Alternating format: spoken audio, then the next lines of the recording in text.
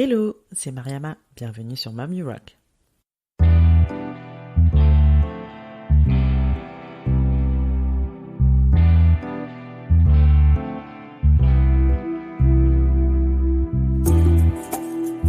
Mom You Rock est un podcast échange avec des femmes entrepreneurs et mamans. Ma volonté reste toujours la même, partir en quête d'inspiration et de motivation auprès de ces femmes qui nous partagent leur quotidien de slasheuse. Car oui, j'ai longtemps cru qu'être mère et chef d'entreprise pouvaient être incompatibles. La bonne nouvelle, c'est que j'avais archi faux et ces parcours ne le prouvent bien. Je suis moi-même aujourd'hui maman de 2 petits bouts et je vis une belle aventure entrepreneuriale. Ma mission ici est de vous inspirer à travers tous ces témoignages pour mener à bien vos projets et vous aider à croire en vos idées. Si vous souhaitez en savoir plus sur la naissance de ce podcast, je vous invite à écouter la bande-annonce de la saison 1. Maintenant, prenez place, c'est parti!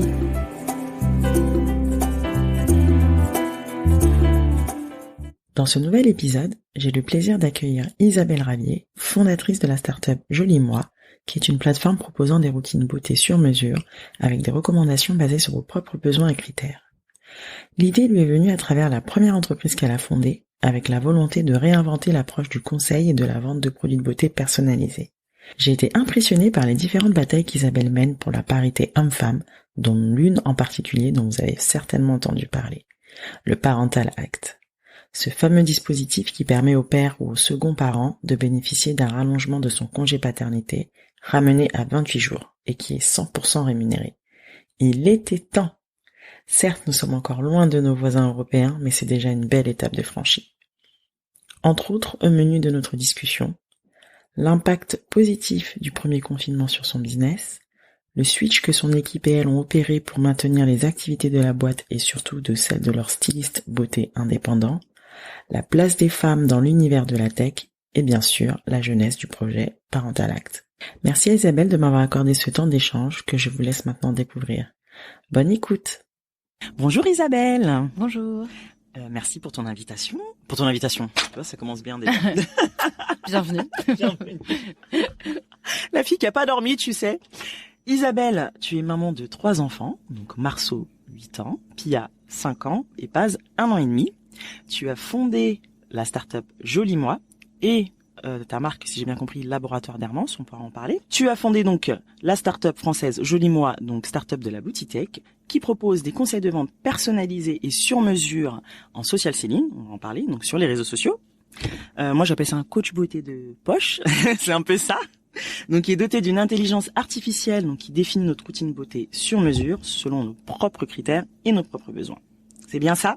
C'est ça. Donc, ton équipe compte aujourd'hui plus de 1000 stylistes beauté en France et en Belgique. Absolument. Est-ce que tu peux nous en dire un petit peu plus ? Oui, alors c'est tout à fait ce que tu dis. Donc Joli Moi, c'est vraiment un tout nouveau concept qui est parti du constat que, aujourd'hui, en tout cas il y a 3 ans quand on s'est lancé, puisqu'on fête ce mois-ci nos 3 ans. J'ai vu ça, joyeux anniversaire. Merci.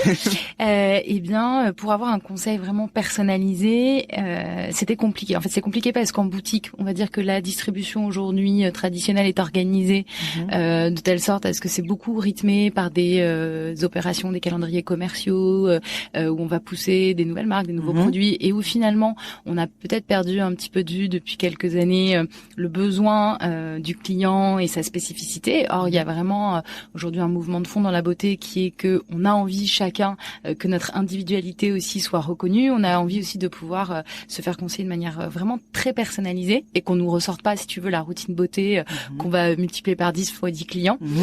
Donc, on a fait le constat que ça manquait beaucoup sur le marché. Moi, je l'ai fait ce constat.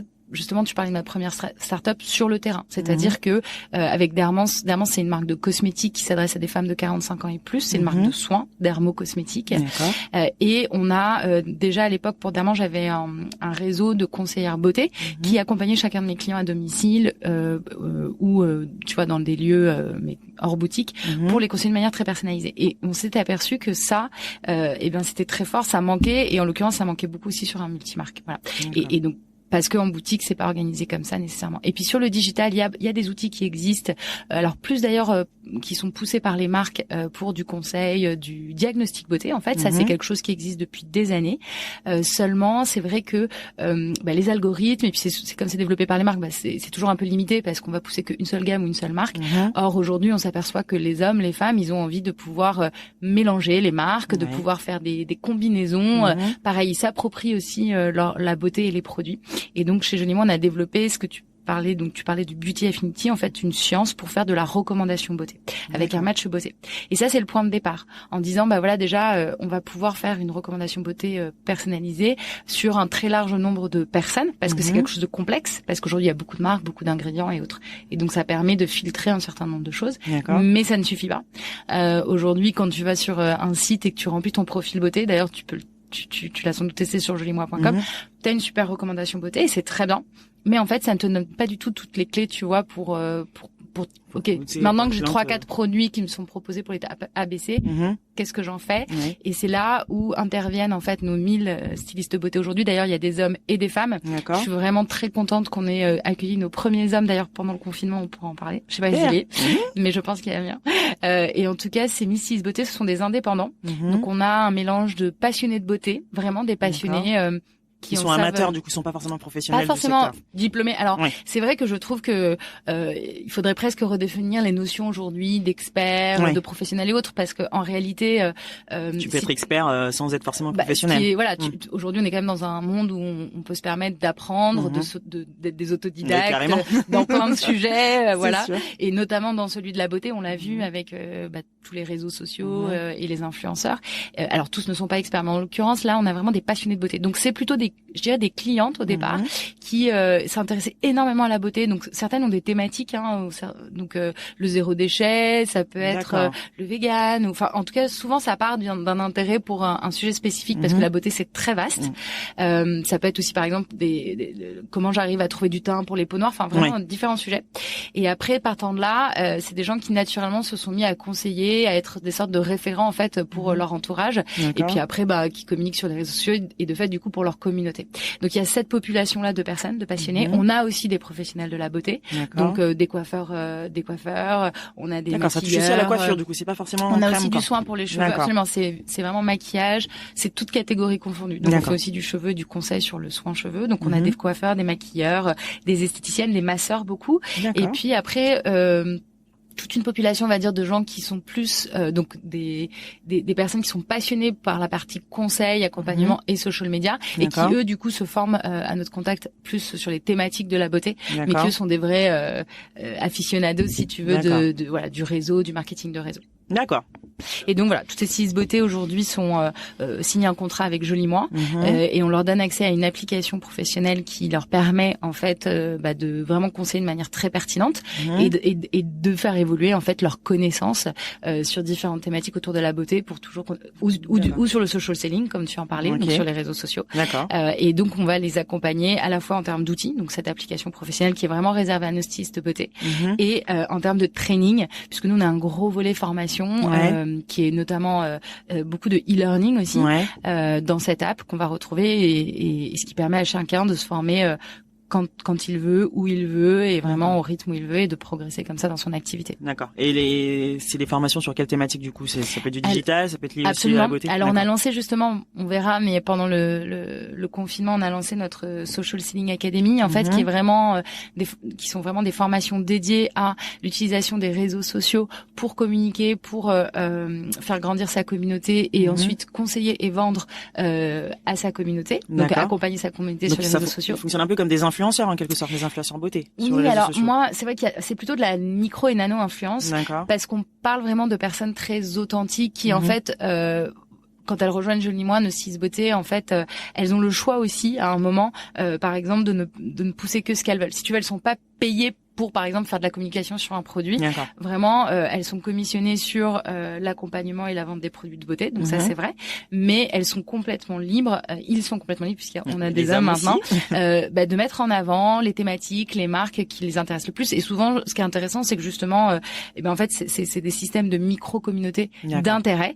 Donc en fait, toi, t'as peut-être une partie de ta communauté qui va s'intéresser, je ne sais pas, tu vois, à un maquillage naturel. Une autre partie qui est très intéressée par les cheveux, comment prendre soin de ses cheveux. Et en fonction de ça, toi, tu vas peut-être communiquer différemment auprès de ta communauté.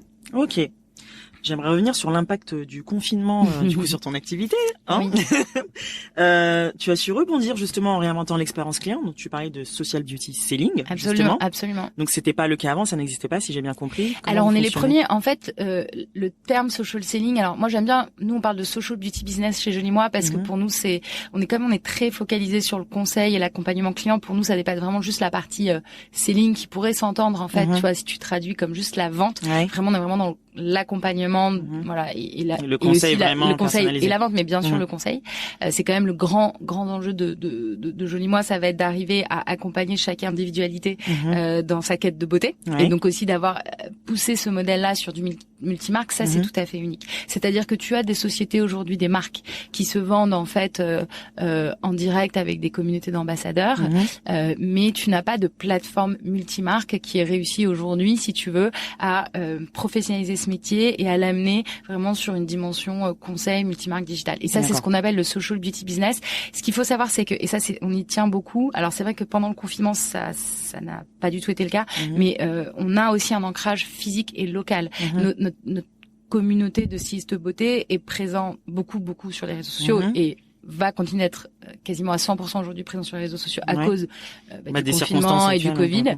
Et je te parlerai de comment on a fait ce shift. Mais si tu veux, avant le Covid, on avait quand même 40% de notre activité en physique, à savoir un peu des rendez-vous individuels ou par petits groupes, des beauty parties. Et on y tient beaucoup parce que ça crée un lien physique, c'est un peu in real life, tu vois. Et ça permet aussi d'animer vraiment localement. Aussi, il y a beaucoup de partenariats qui sont avec les commerces. Donc ça crée une vie et un ancrage local et territorial auquel on tient beaucoup parce que pour nous, il y a aussi cette mission de vraiment... ce qui est génial avec Jolie Moi, c'est que comme tu peux faire ton activité de où tu veux et quand tu veux, enfin, en fait, tu peux aussi le faire dans les territoires parfois où c'est plus compliqué d'avoir un job, ou tu vois, où c'est un peu plus isolé, ou voilà. Donc c'est important de dynamiser un peu, tu vois, ces zones-là. Voilà. Et donc on a du physique. Là, c'est vrai qu'on en a beaucoup moins, et je pense que jusqu'à 2021, ça va rester moins important évidemment. À distance pour le coup. Mais traditionnellement, on avait 40% quand même en physique et 60% en digital. D'accord. C'était quand même une répartition quasi 50-50. Quoi. Et l'impact, du confinement, on revient quelques mois en arrière. Donc nous, on était sur une très belle courbe de croissance depuis 6 mois. Vraiment, ça fait 3 ans qu'on existe. Et là, on était, on va dire vers 2 ans et 2 mois. C'est intéressant, je trouve, la temporalité. On a commencé à voir les fruits de tout ce qu'on avait fait, qui portait vraiment. La communauté se développait bien. On a commencé à craquer vraiment des choses en termes de, tu vois, de vente sur les réseaux sociaux, d'accompagnement et autres. Et donc, c'était gratifiant pour nos clients, pour nos stylistes beauté et du coup aussi pour les marques partenaires. Oui, d'ailleurs, t'en as combien, excuse-moi, on n'en a pas parlé. On a une quarantaine de marques partenaires avec une vraie stratégie au niveau de la sélection. On fait tester toutes les marques et tous les produits à notre communauté. On les teste nous-mêmes aussi au sein de l'équipe Jolie Moi. Et puis après, on va chercher un joli mix en fait, en fonction des catégories, sur du naturel, du technique, avec aussi différents positionnements prix, parce qu'on a vraiment vocation chez Jolie Moi d'accompagner chacun et chacune et donc de respecter aussi le choix du client. C'est-à-dire que bien sûr, on regarde les formulations, on a des labels Clean Beauty, on a un devoir de transparence et de pédagogie au niveau de ça, parce que c'est hyper important pour nous. Maintenant, on est conscient aussi que certaines marques n'en sont pas encore là, mais sont dans cette démarche-là. Et pour autant, elles sont extrêmement inclusives, par exemple, parce que sur le maquillage, elles vont avoir, je sais pas, peut-être 20 couleurs différentes de fond de teint. Et comme nous, on a à cœur d'être dans un modèle très inclusif, on va choisir, par exemple, MAC Cosmetics. Ça a été un des moteurs de ce partenariat, ça a été ça, de pouvoir avoir une marque inclusive en termes de maquillage pour tous nos clients, même si c'est pas une marque bio ou vegan. D'accord. Donc on fait des choix, on avance petit à petit. Voilà, exactement. Et je pense que c'est important de le dire parce que même si on est dans une démarche de mieux et d'amélioration, on est aujourd'hui dans une industrie, la beauté, qui a encore beaucoup de progrès à faire, et nous, on souhaite accompagner ce changement. Alors une fois qu'on a dit ça, Ça, c'est pour nos marques partenaires. On a aussi des toutes petites marques et des marques créateurs. Voilà, donc des Absolution, des All Tigers. On a lancé des marques sur le marché français. D'accord. Je te parle de ça parce que pendant le confinement, ce dont il faut prendre conscience, c'est que nous, on était dans cette croissance, donc très belle dynamique. Et là arrive l'annonce qu'on va être confiné et au-delà, on va dire, voilà, c'est quand même un mouvement de panique qu'on a ressenti en tant que plateforme et avec toute cette communauté d'ambassadeurs. Ce qui est assez génial, c'est qu'on sent très vite en fait les mouvements sociétaux. On a des catégories socio-professionnelles très différentes, très diverses, et on adore ça sur notre communauté. Ce qui fait qu'on a souvent comme ça des signaux faibles qui nous viennent de la communauté. Et là, on a senti qu'il y avait vraiment un mouvement, ce qui est normal, de panique.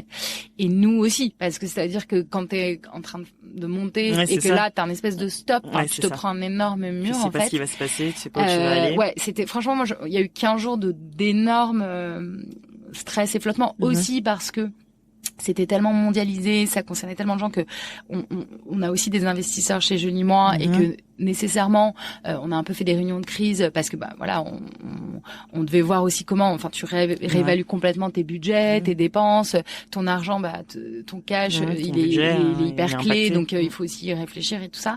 Et c'est vrai que comme eux-mêmes étaient impactés par, tout le monde a été impacté par cette crise, voilà.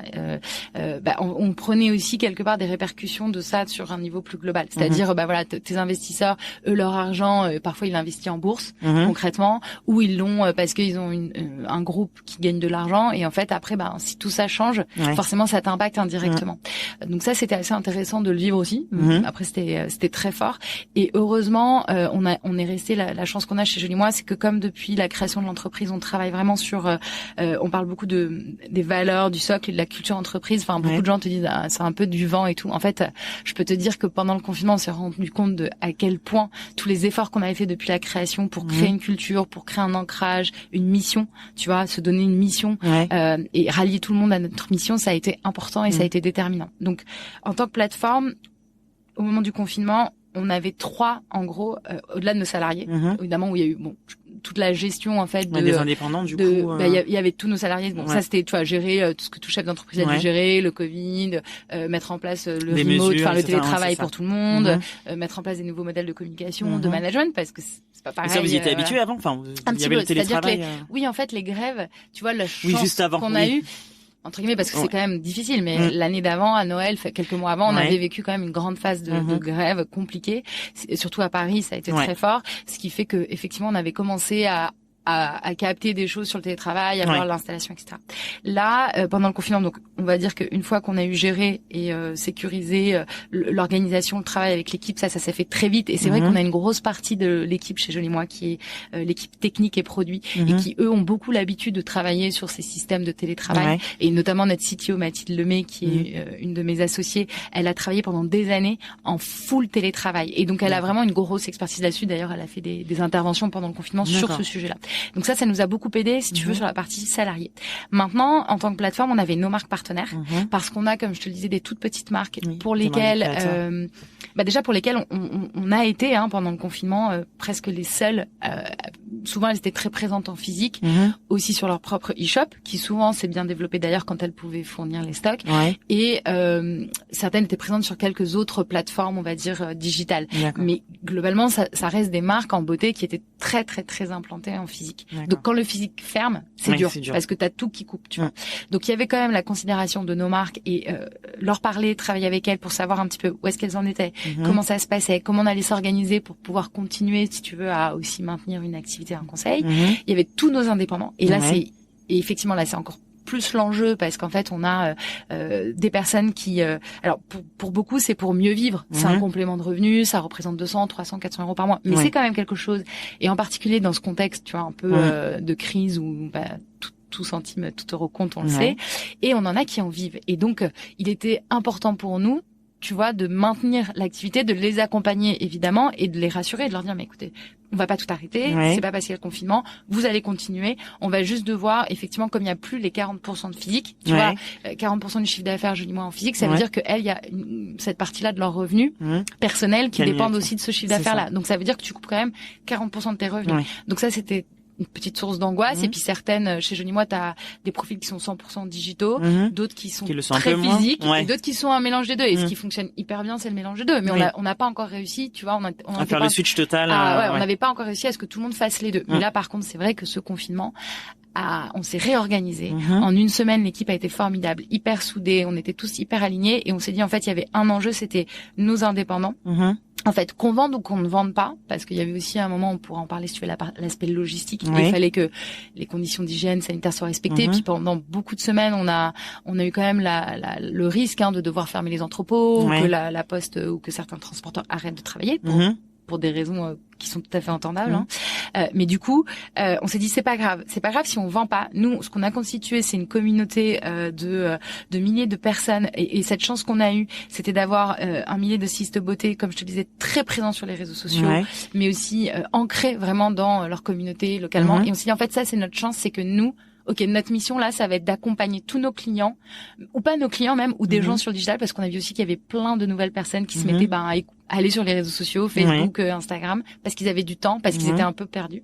Et notre mission, ça a été d'accompagner tous ces gens-là et de leur donner, de leur apporter une des valeurs de Joli Moi, c'est la joie, donc de leur apporter de la joie, de la bienveillance, du bien-être en fait. Et on s'est vraiment focalisé là-dessus. On n'a fait aucune promotion, on n'a poussé aucun produit, ça nous paraissait compliqué, voire indécent vu le contexte.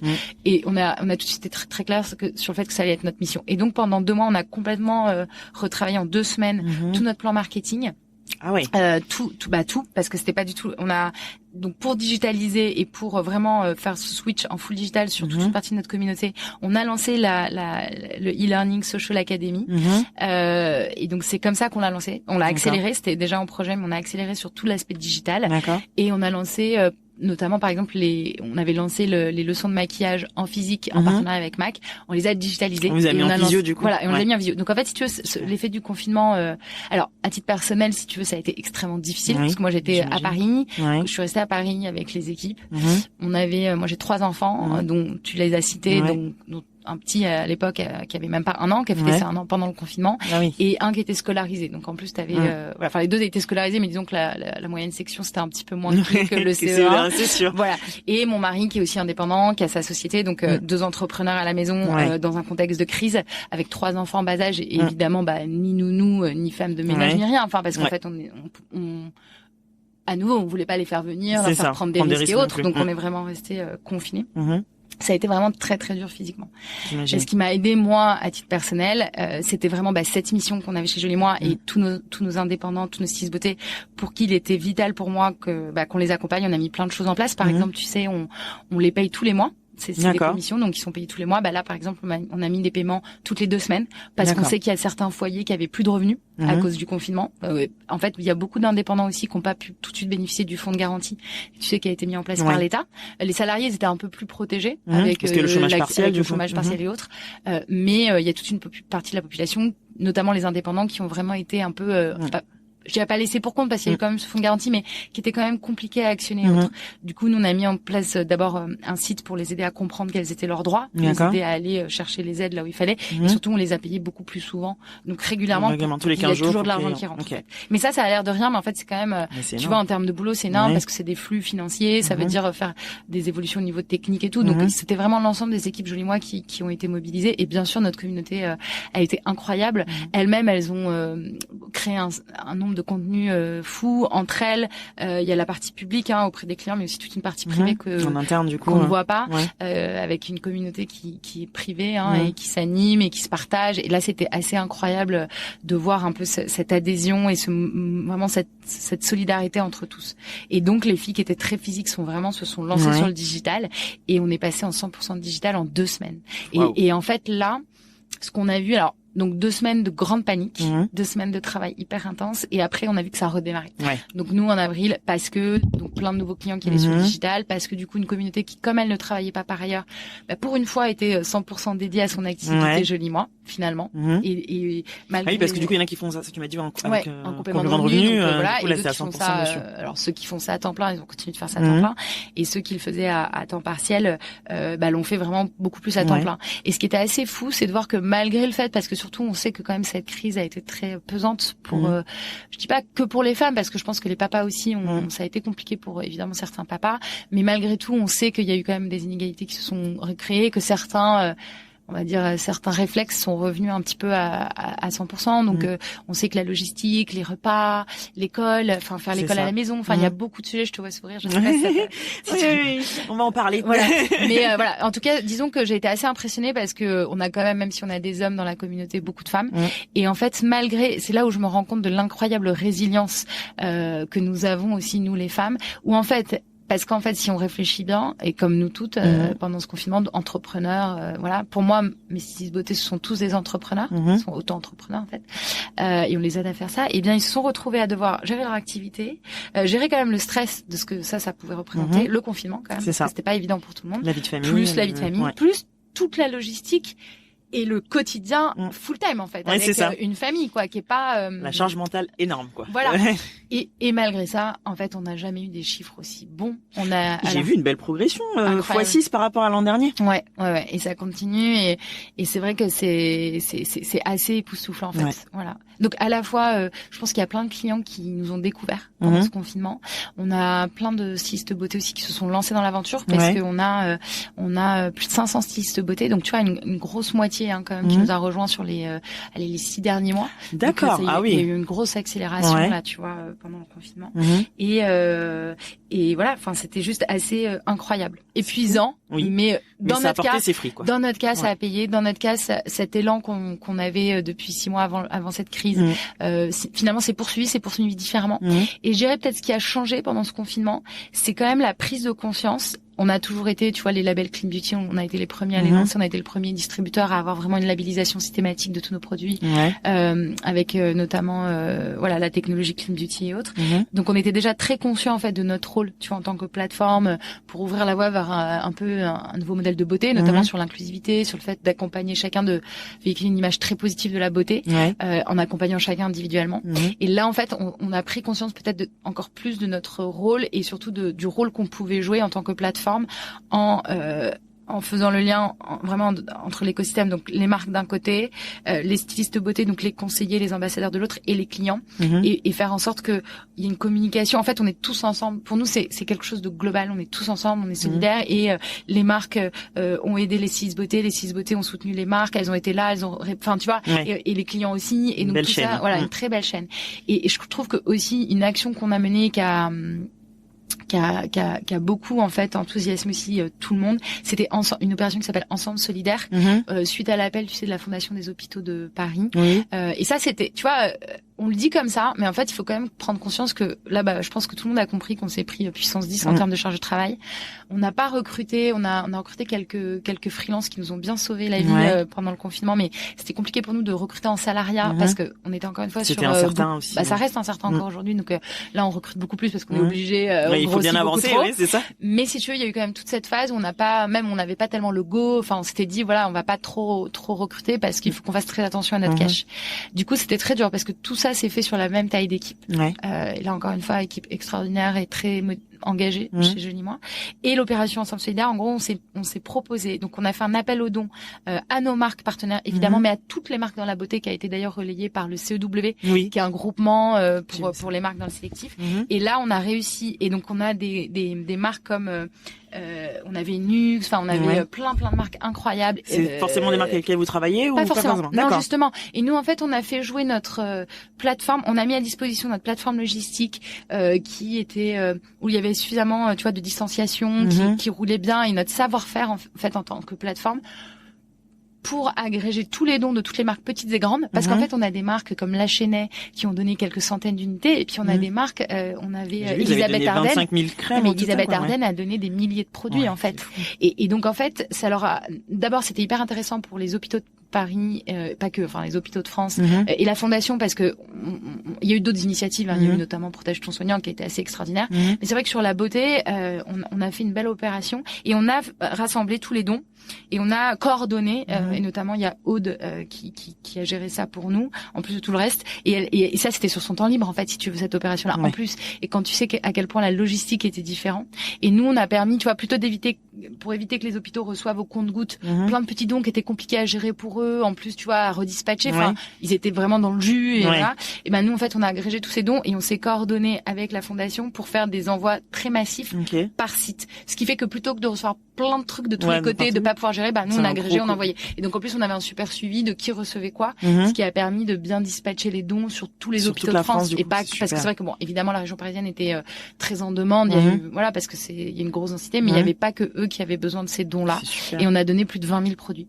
Et ça, tu vois, c'est un exemple. D'ailleurs, c'est quelque chose qui va rester, puisque si tu veux, cette opération Ensemble solidaire, vous allez le voir dans les mois qui viennent, on va continuer d'avoir des actions comme ça. En gros, en prenant conscience de notre rôle et de notre puissance, surtout en tant que plateforme et de communauté, on s'est dit que vraiment il fallait qu'on continue à mener des actions, tu vois, de sensibilisation sur différents sujets, de dons, enfin quand on pouvait, pour vraiment, la jouer collectif et accompagner tout le monde en fait. C'est super. Et c'est ça, je dirais que ça vraiment, le côté très positif de ce confinement, ça a été cette prise de conscience et peut-être l'envie de s'engager encore plus fort et encore plus loin tous ensemble avec nos stylistes beauté, nos marques et nos clients.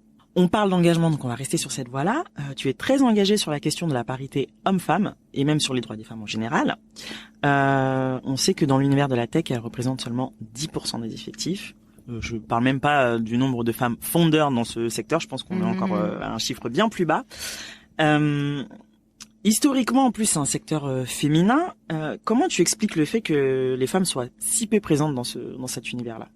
De la tech. Écoute, il y a probablement plein de raisons qui sont culturelles et historiques et voilà. Aujourd'hui, on a quand même un déficit déjà au niveau même de la formation, en tant que il y a quand même encore pas une parité dans les écoles d'ingénieurs, dans les écoles les sciences. Alors après, c'est vrai que la tech, il y a différentes tech. Là, je pense qu'il faut vraiment préciser qu'on parle de tech IT, enfin développeur, ingénierie, etc.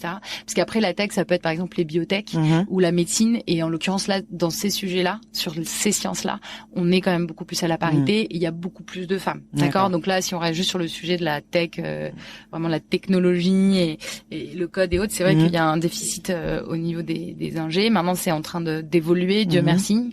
Mais ça restait quand même un secteur, enfin comme plein d'autres, très boys club, tu vois, où c'est compliqué pour une femme de s'intégrer. D'abord, je pense qu'il y a quand même culturellement, on dit pas aux petites filles, tu vois. Dis-toi bien que tu imagines bien que à mes filles, je leur dirais qu'elles peuvent tu faire dirais l'inverse, c'est sûr. Y compris coder ou faire tout ce qu'elles veulent, enfin peu importe. Mais en tout cas, c'est vrai que culturellement, c'est des métiers quand même assez récents déjà. Et en plus, on pousse pas nécessairement les filles vers ces voies-là. Déjà les maths, les sciences, assez tôt finalement dans l'éducation, il y a une espèce de clivage qui se fait et il y a moins de femmes. Alors je pense qu'elles sont pas moins compétentes, mais c'est vrai que naturellement il y a moins de candidates pour des écoles d'ingénieurs. Voilà. Je pense que après c'est toujours un peu le serpent qui se mord la queue, mais comme aussi c'est assez peu accueillant, je pense qu'il y a aussi un peu d'autocensure vraiment sur par peur en fait d'être dans un environnement qui est pas très accueillant. Heureusement, ça évolue. On a quand même de plus en plus de femmes dans la tech et notamment aussi à l'international qui sont de plus en plus visibles sur des très gros postes. Nous chez Jolie Moi, on a une CTO qui est une femme. Oui, vous êtes 4 associées femmes d'ailleurs. On est 4 associées femmes et sur le côté vraiment tech pur, on a quand même une CTO femme. Je crois qu'on est l'une des seules startups avec Litchi Mangopay à avoir CEO et CTO femme. Voilà. J'espère que ça va évoluer. Ça va évoluer. Donc en fait, cette inégalité aujourd'hui qu'on constate, elle vient d'abord de ça, du fait que quand même naturellement, quand tu as fait des études d'ingénieur, tu as envie de monter un projet tech. Enfin, ça fait sens aussi de te lancer en tant qu'entrepreneur sur des sujets techniques. On a besoin de techniciens. Donc, il y a moins d'ingénieurs femmes et donc, ça se retrouve aussi dans les équipes fondatrices ou autres. Après, quand tu n'es pas tech, donc comme moi, par exemple, que tu as fait plutôt une école de commerce ou même si tu as envie de te lancer dans ce secteur-là, c'est toujours un petit peu plus compliqué aussi parce que ça fait partie des secteurs où on attend de toi une très grosse compétence. Enfin, quand tu vas développer un projet dans la data ou l'IA ou des algorithmes comme c'est notre cas chez nous, une plateforme avec une techno, il faut l'expertise, tu vois. Donc et ça souvent elle est plus chez les hommes aujourd'hui, encore aujourd'hui. Voilà, c'est en train d'évoluer. Après, je pense que les femmes ne sont pas encore suffisamment visibles. Mais c'est pas que dans la tech, mais c'est vrai que c'est très fort dans la tech. Et après, il y a un vrai sujet dans la tech. D'ailleurs, je fais partie du collectif Sista. c'est le financement. Et en l'occurrence, sur l'ère du numérique, les technologies et autres, c'est des sujets qui nécessitent énormément d'investissement. Il y a quand même tout un aspect prospectif, R&D, avec des très gros investissements, avec la nécessité aussi d'avoir des très gros moyens pour pouvoir accélérer, financer. Le digital aussi, ça coûte cher. Enfin, la tech, les métiers d'ingénieur, c'est des ressources qui coûtent cher. Ouais. Donc, il faut beaucoup d'argent. En fait, aussi, concrètement, il faut beaucoup d'argent pour développer une vraiment grosse boîte tech. Quel que soit le domaine de la tech. Et donc ça, là où il y a un vrai plafond de verre, c'est sur le financement. C'est-à-dire que, voilà, il y a une étude, un baromètre qui a été fait par Sistel BCG, et on voit qu'il y a pas plus de 2% des financements, notamment. Alors, on parle des financements VC, mais je dis pas que tous les modèles d'entrepreneuriat c'est ça, mais en tout cas dans la tech, souvent il faut quand même des fonds venture, du venture capitalisme pour investir des très gros montants et faire un pari sur le futur en fait, investir des millions d'euros. Et ça, souvent tu vas plutôt le chercher auprès des fonds d'investissement. Et il y a des billets inconscients pour la plupart, qui font que seulement 2% des fonds, un peu plus de 2% des fonds aujourd'hui vont à des équipes féminines et des startups fondées par des femmes, cofondées par des femmes.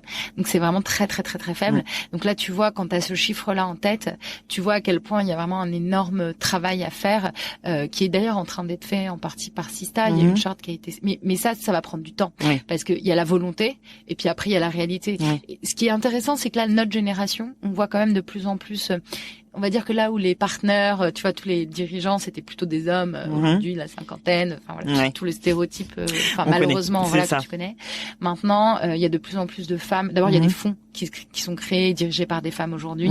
Je parle à du Capital, voilà, avec Marie-Christine Levet, Lydie Marek. Enfin, on voit, et en France et notamment aussi au UK, on a vu en Europe des fonds se créer déjà par des femmes qui n'investissent pas que dans des femmes, mais déjà on va dire qu'il y a une partie des biais. Alors les femmes sont aussi biaisées, elles peuvent aussi être biaisées vis-à-vis des femmes, hein. Donc on n'élimine pas tous les biais, mais néanmoins il y a quand même peut-être une bienveillance, une discussion qui est un petit peu plus facile. Et tout ça c'est en train de changer, c'est en train d'évoluer, mais ça va prendre du temps.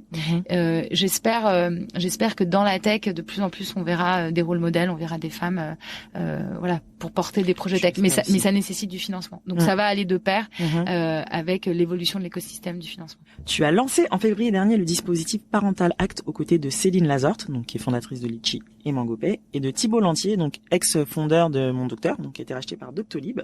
Donc Parental Act, pour info, donc c'est le dispositif qui permet aux seconds parents de bénéficier d'un congé parental de 28 jours au minimum, c'est ça? Exactement. 100% rémunéré. Oui. Donc ça, ce sera un dispositif qui permettrait justement de lutter contre les inégalités hommes-femmes dans le monde du travail notamment.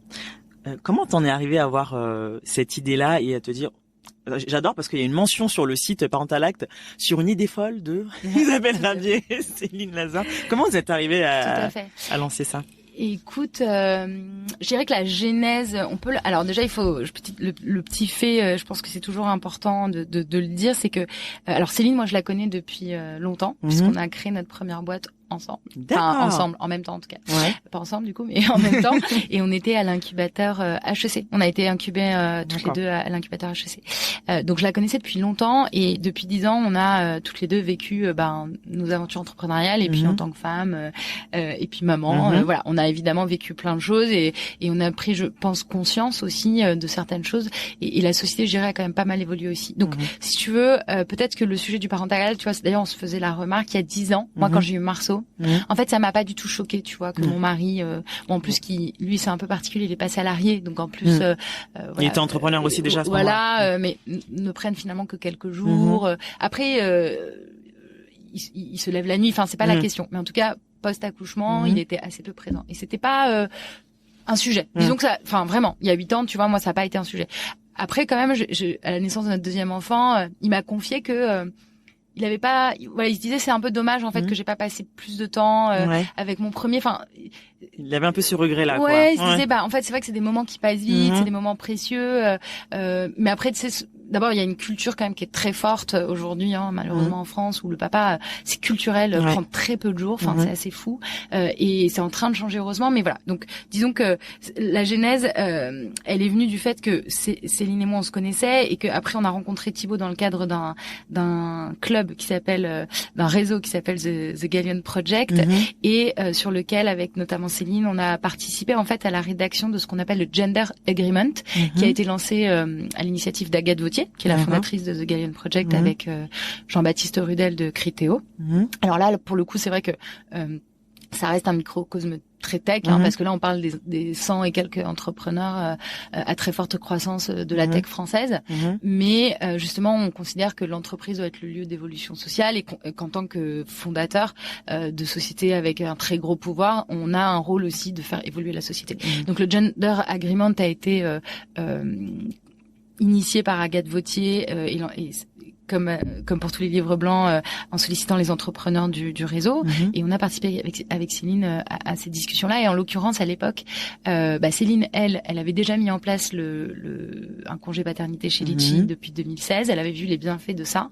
C'est un sujet qui est revenu et qu'on voulait mettre dans le Gender Agreement, et il tenait à cœur aussi à Agathe d'inscrire une mention parce que le Gender Agreement, c'est un ensemble de recommandations qu'on fait pour créer plus d'égalité hommes-femmes dans nos entreprises. Et tous les signataires, tous les membres du Galleon Project aujourd'hui sont signataires de cette charte. Donc c'est quand même quelque chose de très très important. J'invite d'ailleurs tout le monde à aller téléchargeable cette charte et à regarder, parce que qu'on soit membre ou pas, on peut aussi ça peut être une source d'inspiration de ce qu'on peut faire.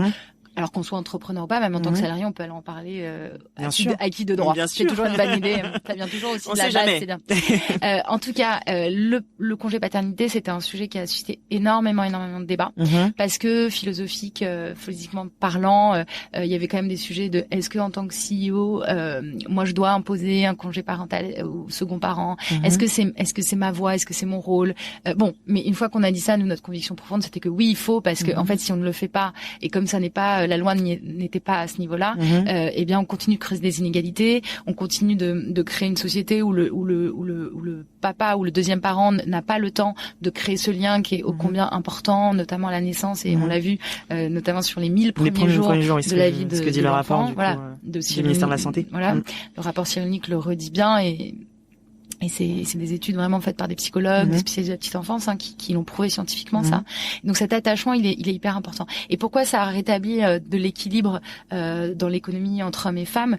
Parce que, eh bien voilà, on le sait, la maman, c'est très lourd à porter. Ça permet au papa de prendre une part de la charge mentale que tu évoquais tout à l'heure, et ça permet aussi à la maman d'être plus sereine, ça permet au couple d'être plus équilibré, pas seulement au début de la vie de l'enfant, mais après pendant toute la vie de l'enfant. Et en même temps, ça apporte énormément de choses en termes de lien et d'attachement entre le papa ou le deuxième parent et l'enfant, et l'enfant par rapport à ses parents. Et ça, c'est très fort. Et donc l'idée naît tout simplement de là, on va dire concomitamment de ses naissances. Céline a aussi eu un petit bébé, elle s'est rendue compte qu'elle était vite aussi, elle l'a vécu dans sa chair, d'être toute seule à la maison. Moi, je l'avais vécu déjà avant. Le Gender Agreement en octobre 2018 qui remet tous ces sujets-là sur la table. Et puis, voilà, effectivement, sur un coup de folie, un jour, Céline qui me dit en fait, allons-y. On n'arrive pas à le faire intégrer parce que c'est encore trop en débat au sein de The Galleon Project. Eh bien, faisons-le de notre côté. Et c'est comme ça que tout a démarré et qu'on a Thibault Lantier qui s'est vraiment rallié dès le départ à ce mouvement. Et c'est pour ça qu'on dit c'est un peu un coup de folie, parce que souvent, je trouve que voilà, ça part souvent d'une petite étincelle, d'une volonté commune. Et quand on voit le résultat aujourd'hui, c'est juste extraordinaire, et ça montre à quel point. Alors c'est pas que notre engagement à nous. Nous, on a lancé le mouvement. Parce qu'il y a plus de 300 entreprises qui l'ont suivi du coup. Voilà, aujourd'hui c'est plus de 370 entreprises qui ont rejoint, qui ont rejoint le Parental Act, et plus de 40 000 salariés représentés. Et puis ça, ce sont les entreprises signataires, mais en parallèle de ça, on a eu des groupes comme l'Occitane, Artemis, qui ont mis en place des choses tout à fait extraordinaires, qui vont même beaucoup plus loin que les 28 jours pour voilà, le congé second parent. Et donc ça, je trouve que c'est une évolution de société vraiment extraordinaire. C'est énorme. Donc il y a un projet de loi en plus qui a été Alors ça, c'était la grande surprise, parce que je te cache pas que donc en février, on lance le mouvement Parental Act, le site avec amour pour nos enfants, et très vite, on est rejoint par plus d'une centaine d'entreprises qui signent la charte qui est parue dans les Échos, d'ailleurs que je vous invite à aller relire si vous l'avez pas lu, le manifeste qui dit vraiment voilà le projet. Et bien sûr, on peut toujours dire que 28 jours c'est pas suffisant. Après, notre conviction c'était d'abord, c'était à la charge de l'entreprise. Toutes ces entreprises ont accepté de le financer à 100%. Et donc, par rapport aux délais légaux, c'est quand même une prise en charge qui a un coût, c'est certain. Et donc, on s'est dit, c'est toujours mieux de faire une étape, tu vois, poser la première brique, étape. Et après, bien sûr, on peut toujours aller plus loin. Mais il faut déjà faire évoluer les consciences, que culturellement, on montre aussi que ça fonctionne, que la société civile est prête à ça, que les entreprises sont prêtes à ça. Et donc, on a ouvert la voie. 100 entreprises nous signent cette charte très rapidement. Arrive très vite en mars le confinement. Et donc évidemment ça a été moins le sujet. C'était plus difficile, tu vois, même et puis même nous on était tous très pris dans différentes initiatives dans nos entreprises et on avait un peu plus de mal à s'exprimer sur ce sujet-là et on a eu un peu peur. On s'est dit c'est quand même dommage. Enfin ça va passer au second plan parce que c'est évident qu'en cas de crise comme ça, d'abord toutes les avancées, enfin, il y a beaucoup d'avancées sociales qui peuvent reculer. Enfin, il y a beaucoup de réflexes qui reviennent. Et en l'occurrence, on n'était pas encore tout à fait prêt. On s'est dit bon, la loi là, ça va être compliqué. Ça va être compliqué. Alors que ça a toujours été quand même notre volonté profonde. Ça a été d'ouvrir la voie dans le privé avec le Parental Act et toutes ces entreprises qui nous ont rejoints. Mais nous, ce qu'on voulait, c'était ça pour tous les Français. Enfin, évidemment, pour que tout le monde puisse en bénéficier et qu'il y ait de l'égalité pour tous. Tu vois, on voulait pas que ça reste quelque chose de petit. Voilà. Mais on s'était dit que la loi ce serait vraiment pas pour cette année et que ce serait compliqué de faire évoluer les mentalités, même si on a conscience quand même que la France est extrêmement en retard sur ce plan-là par rapport aux autres pays européens. Et il s'est passé deux choses. Eh bien, on a continué à recevoir des signatures. On a continué quand même à faire un peu de lobbying. Tu vois, on y va parce quand même. Parce qu'on avait lancé, il y avait tout un mouvement qui s'était lancé et qui avait commencé à faire un sacré effet boule de neige et qui a porté. C'était assez fou parce que même il y a des salariés, des copains, enfin tu vois, un mouvement qui a vraiment mobilisé beaucoup papa, maman, les hommes et les femmes. Enfin, c'est un super mouvement et qui a trouvé un écho puisque entre le confinement et la sortie du confinement, là, il y a quand même plus de 250 entreprises qui ont continué de nous rejoindre et pas des moindres en fait. Et tout ça, ça a été très très suivi par notamment le gouvernement et autres. À l'époque, il y a Marlène Schiappa qui a fait un petit tweet. Puis après, bon, il y a eu le changement de gouvernement. Et on a vu une accélération, et effectivement, cette prise de position du gouvernement pour suite aussi à la remise du rapport Cyrulnik, c'est vrai, qui était attendu et qui est arrivé en septembre. Et donc, ça a remis le sujet sur la table. Et donc, ça nous a permis de faire en sorte que ça devienne un projet de loi. Et alors, on sait bien qu'on n'est pas les seuls à avoir. Il y a eu ce rapport-là. Il y a eu le mouvement Parental Act. Il y a eu d'autres initiatives qui sont menées aussi par des papas aussi. J'ai vu ça. Tout ça a pesé, mais c'est vrai que quand même le président l'a redit à plusieurs reprises dans son allocution sur le sujet. Le Parental Act a énormément aidé parce que ça a envoyé un signal très très fort avec parce que comme on investit beaucoup aujourd'hui sur l'ère du numérique, la digitalisation, on sait que c'est l'avenir. Ces entreprises, elles ont porté, la French Tech a aussi porté un message et je pense que même en Europe, ce qui est intéressant, c'est que la French Tech et les startups ont un message à porter d'engagement. Tu vois, sur c'est une tech et c'est un numérique qui est responsable, qui est engagé, qui doit permettre aussi ce type d'évolution à travers des mouvements, mais qui permet aussi, par exemple, quand il s'agit de data, d'être en Europe, en tout cas, de porter un mouvement qui est celui du numérique responsable, en fait. Et moi, je trouve que ça s'inscrit aussi dans ce mouvement-là. Et c'est pour ça que je pense que ça a aussi fait écho auprès du gouvernement. Si tu veux, c'était au-delà du fait que c'était une incroyable nécessité par rapport aux autres pays européens. Il y a un moment quand tu es en France, plus de 1000 le trains pays de des droits retard, de l'homme, c'est ça. Fallait faire quelque chose là. On a toujours été plutôt précurseur sur les avancées. En fait, là, tu disais, mais et là, sur il y a ce quand même point-là, un on gros bloque. trou noir. Bon, après, on n'y est pas encore. Mais c'est bien, c'est déjà une nouvelle étape, c'est super. Bravo, en tout cas. Merci. J'aimerais qu'on revienne sur la création de Joli Moi. Comment tu es arrivé à lancer du coup cette start-up? Comment ça s'est passé? Joli Moi, c'est ma deuxième start-up. J'ai créé une première start-up que j'ai lancée en 2010 avec Grégory Crossley, mon associé, donc d'Hermance. D'accord. Et cette première société, c'est une société donc de cosmétiques où on a tout fait nous-mêmes. On a fait de la R&D, on a bossé développé avec Inserm, on a développé des produits et on les a distribués nous-mêmes à travers un réseau de conseillères beauté. D'accord. Déjà à l'époque avec une vision de donc c'est des modèles de marketing de réseau, enfin on parle de vente à domicile. Alors aujourd'hui on parle plus vraiment de vente à domicile, mais voilà, c'est quand même le concept d'avoir une communauté d'indépendants qui fait du conseil beauté à domicile ou en l'occurrence en ligne. Ouais. C'était déjà ma vision. Alors c'était plus e-com à l'époque, la vision sur Dermance que social selling, parce que c'était pas encore aussi développé. Mais voilà, donc en tout cas j'avais cette première expérience et grâce à cette première expérience, j'ai rencontré évidemment plein de créateurs de marques de l'écosystème beauté. On a eu un très beau succès avec un prix de la Fédération de la vente directe. Et des clients et des conseillères très très contents.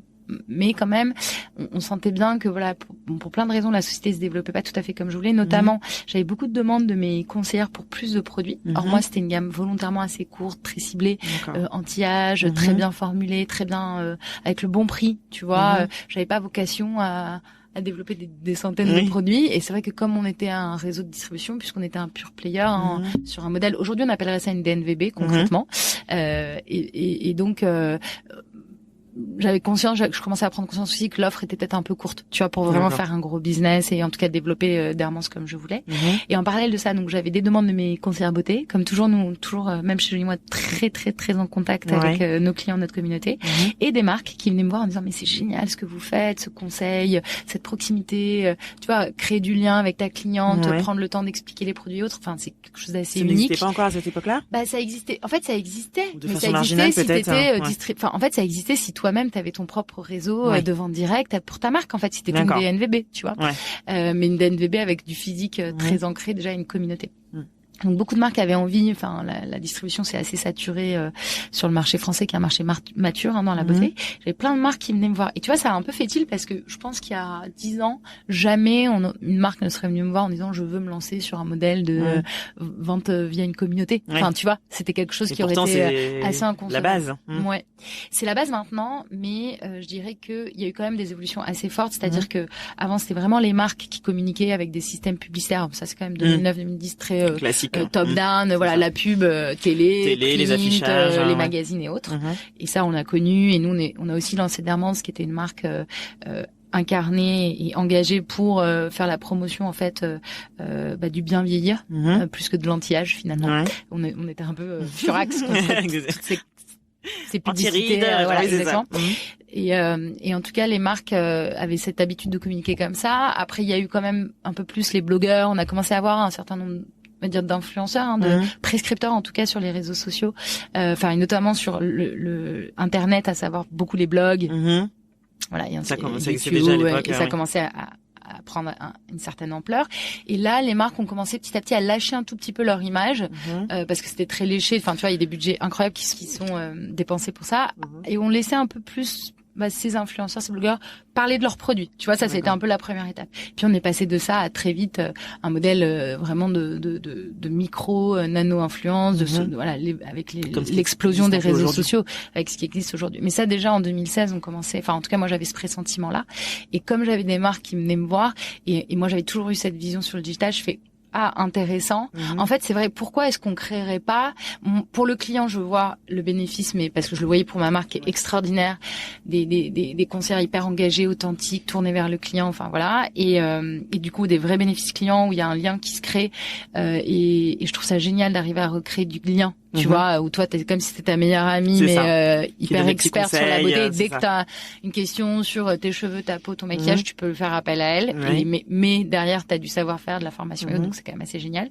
Et je me disais, mais comment c'est vrai, pourquoi finalement on ferait pas quelque chose, un modèle, alors qui n'existait pas et qui n'existe toujours pas par nous, mais qui est finalement de professionnaliser ce modèle d'ambassadeur de ce qu'on appelle aujourd'hui du social selling, donc de l'outiller avec des outils techno, mais aussi de la formation et autres, et de le proposer finalement à un ensemble de marques, de pouvoir en fait bénéficier de notre communauté, de notre savoir-faire pour parler à leurs clients de manière différente. Et donc réinventer complètement l'approche du conseil et de la vente de produits de beauté. Et mais tout est vraiment parti de là, c'est-à-dire tu vois plein de petits faisceaux, les clients qui t'en parlent, tes conseillères qui aimeraient avoir un peu plus de marques et de produits, et puis les marques qui viennent te voir. Tu vois, il y a un moment, et puis toi tu galères un peu sur ta première boîte, et là ça se développe pas tout à fait comme je veux. Peut-être qu'il y a quelque chose de nouveau à inventer. Et là on a vraiment créé une nouvelle boîte, donc c'est plus qu'un pivot. Oui, c'est ce que j'allais dire, c'est plus du pivot là. Oui, c'est fortement inspiré évidemment de cette première expérience, mais maintenant c'est vraiment on est reparti de zéro, si tu veux, avec d'ailleurs une cible qui était plus jeune parce que c'est vrai que dernièrement c'était plutôt 45, 70. Là on a un cœur de cible qui est autour de trentaine, vraiment c'est les trentenaires, hommes et femmes, et du coup c'est comme ça que tout a démarré. D'accord, c'est marrant, t'es parti de la création de ta première boîte pour développer l'idée de la deuxième. L'idée m'a vraiment été inspirée de cette première expérience. Super. La question qu'on attend toutes, comment tu organises tes journées de maman et entrepreneur? Alors, oui. Alors c'est un peu, ça c'est sûr, l'organisation, c'est bien le terme.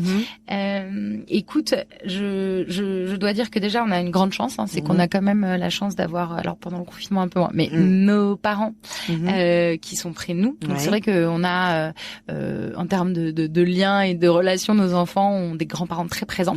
Donc ça c'est vrai que ça aide beaucoup. Et c'est vrai que j'ai d'autres exemples autour de moi où les parents sont pas forcément à Paris ou à proximité, c'est plus difficile. Donc ça c'est un super backup.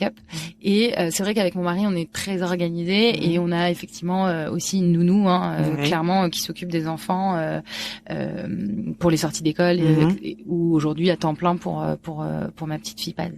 Alors mes journées, ce qu'il y a c'est que on va pas parler du confinement où là il y avait plus de rythme. Enfin, en tout cas, eux en avaient plus.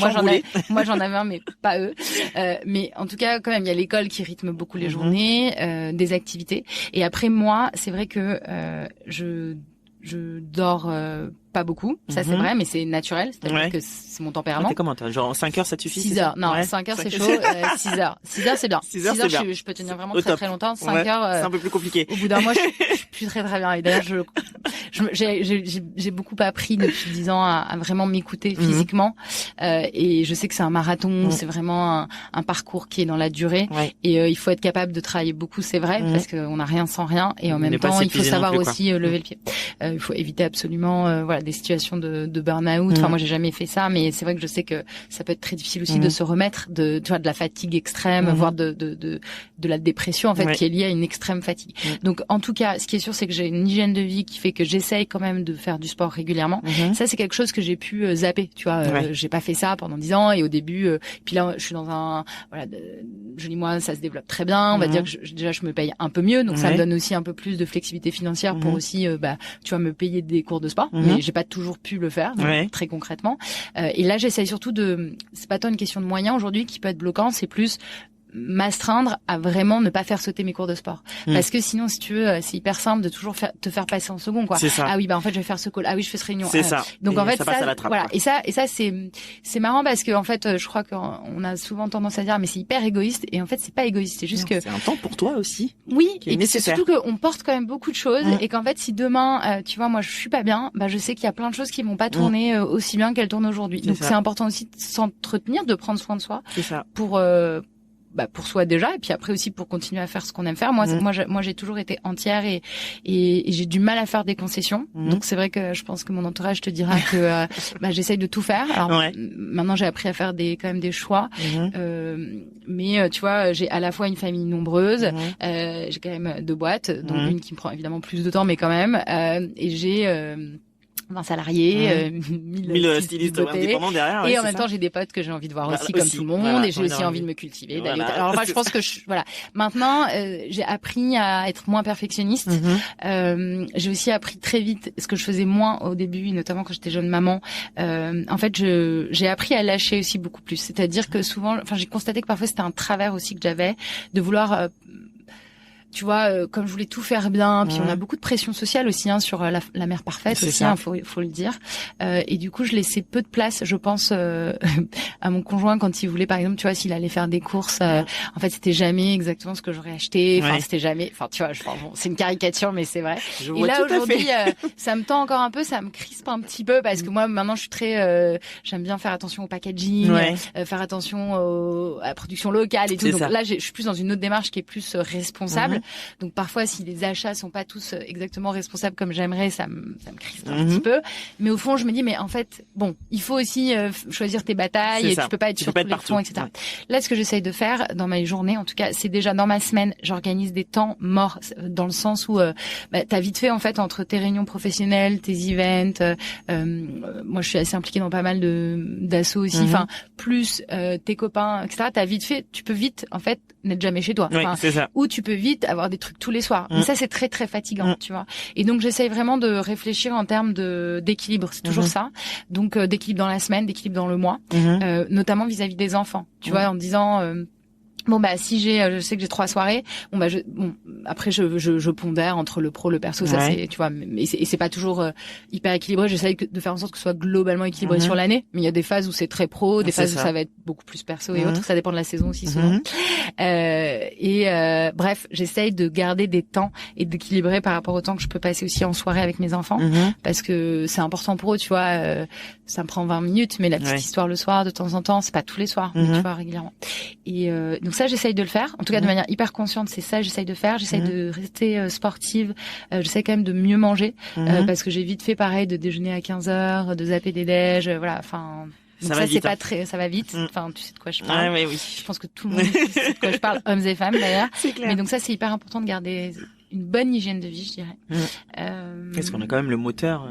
Tu vois, et par exemple aujourd'hui, bon, c'est aussi parce que je suis plus dans ma trentenaire, voilà, late 30s, on va dire. Et du coup, je pense que voilà, par exemple, je me fais pas 5 soirs par semaine où je vais boire le soir. En fait, je peux plus. Je suis pas assez, je suis pas assez vive le lendemain pour réfléchir. Non, mais voilà. Après, j'ai jamais bu beaucoup. Mais même juste boire tous les soirs, c'est pas possible. Moi, je bois 2 soirs par semaine max, en fait. Parce que sinon, oui. Non, mais tu vois, parce que sinon, je suis trop fatiguée, je suis pas assez vive, je suis pas mon full potentiel, en fait. Et c'est pas par j'adore boire, en fait, c'est pas la question, tu vois, mais je fais attention. En fait, je suis un peu plus consciente de certaines choses, qu'il y a une limite physique aussi, qu'on se fatigue très vite aussi. Le confinement a quand même été très très éprouvant physiquement. Donc là, c'est vrai que pendant les vacances, j'ai pris beaucoup de temps pour moi, tu vois, là où pendant 2 mois, on a été collés les uns aux autres, j'ai donné tout ce que je pouvais à tous les niveaux. Intense. Vraiment. Et donc après, là, pendant les vacances, je prenais vraiment des temps pour moi où j'allais faire du sport tous les jours. Je m'octroyais, tu vois, 1h30, vraiment toute seule. Et après, souvent, on se dit c'est égoïste. Non, c'est pas égoïste, c'est important. Et personne va te le donner, ce temps. Donc il faut le prendre, en fait. Et c'est ça qui est difficile, je trouve, aujourd'hui. Et c'est un peu un travail sur soi, de déculpabiliser. Aujourd'hui, je n'ai plus aucune culpabilité parce que comme j'ai réussi à trouver moi ce que j'estimais, je pense que chacun a son équilibre. Moi, j'ai un équilibre qui me convient entre ma vie pro, perso, mes amis et mon chéri, évidemment. Quand même, voilà. J'allais dire et le chéri dans l'histoire. Bah oui, mais c'est difficile de tout faire. C'est dur, hein. Mais il faut faire des choix. Et ma vie professionnelle reste hyper intense et c'est vrai qu'aujourd'hui, ça prend énormément de place dans ma vie. Alors, une façon pour terminer, dont moi j'ai réussi à gérer ma semaine et à déculpabiliser, c'est que j'explique beaucoup et en fait. Mes enfants, ils savent ce que je fais. Par exemple, si je suis pas là, il y a des samedis, par exemple, il y avait le meet-up avec toutes nos 6 beautés, donc j'étais pas là de tout le week-end. Et c'est vrai que le week-end, c'est souvent des moments où on prend beaucoup de temps ensemble, parce que la semaine est très intense, et puis on n'est pas très présent. Et donc là, je leur explique, aujourd'hui, je vais pas être là parce que je vais faire un meet-up. Et puis, voilà, c'est digitalisé. Je leur expliquais, c'est une réunion avec nos 6 beautés. Et comme c'était digitalisé, en plus, ils ont pu suivre un petit peu avec le papa. Mon mari leur a montré ce que je faisais. Et donc, en fait, quelque part, comme ils vivent aussi un petit peu ce que je vis, ils comprennent. Et on essaye de faire aussi de la pédagogie en expliquant, tu vois, en disant, voilà, ce que vous avez là, c'est pas gratuit. Papa, maman, il travaille. Maman, elle a une entreprise. Papa, il a une entreprise. Et on explique. Et donc ça, ils le comprennent assez bien, finalement. Et franchement, ça se passe bien. Super. Allez, je te fais une dernière petite question. C'est la question de la fin. Ta représentation d'une maman qui déchire. Ma représentation d'une maman qui déchire. Mais je pense qu'une maman qui déchire, c'est une maman qui est bienveillante envers elle-même, qui assume ses faiblesses, qui assume de pas être parfaite et qui vraiment aussi arrive à faire, comment dire, c'est un peu difficile parce que je veux pas du tout porter de jugement. Enfin, pour moi, il y a pas de modèle ultime de la maman qui déchire. Par contre, je trouve qu'une maman qui déchire, c'est une maman qui est bien dans ses baskets et quoi que ça veuille dire, si tu veux. Pour certaines, ça va être peut-être être beaucoup plus à la maison. Pour d'autres, ça va être faire énormément de sport et se sentir très forte physiquement. Pour d'autres, ça va être toujours impeccablement, ce qui n'est pas du tout mon cas, mais coiffée, maquillée, très bien habillée. Et c'est ça qui les rend femmes et c'est ça qu'elles aiment. Et peu importe quel est ton kiff, en fait. C'est ça, tant que t'es bien. Et pour moi, une maman qui déchire, c'est juste ça. C'est juste une maman qui accepte de pas être parfaite, et puis qui sait s'appuyer aussi sur les autres, je pense, et qui partage, tu vois. Et moi, je trouve que en disant les choses, en expliquant, en partageant, bizarrement tout se passe beaucoup mieux. Donc voilà, il faut faire tomber la façade. La maman qui déchire, c'est la maman qui a pas peur de faire tomber les masques. Qui est nature. Super, merci beaucoup Isabelle. De rien, merci.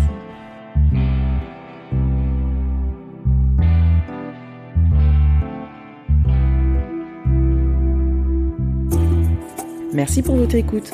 Vous retrouverez toutes les infos dans le descriptif de l'épisode. Si celui-ci vous a plu, n'hésitez pas à en parler et à le partager sur les réseaux. Encore mieux, si vous pouvez lui mettre 5 jolies étoiles sur iTunes ou Apple Podcast pour qu'il soit visible au plus grand nombre, ce serait génial. Pour ne rien rater du podcast, rendez-vous sur Instagram, mommyrockfr. À bientôt!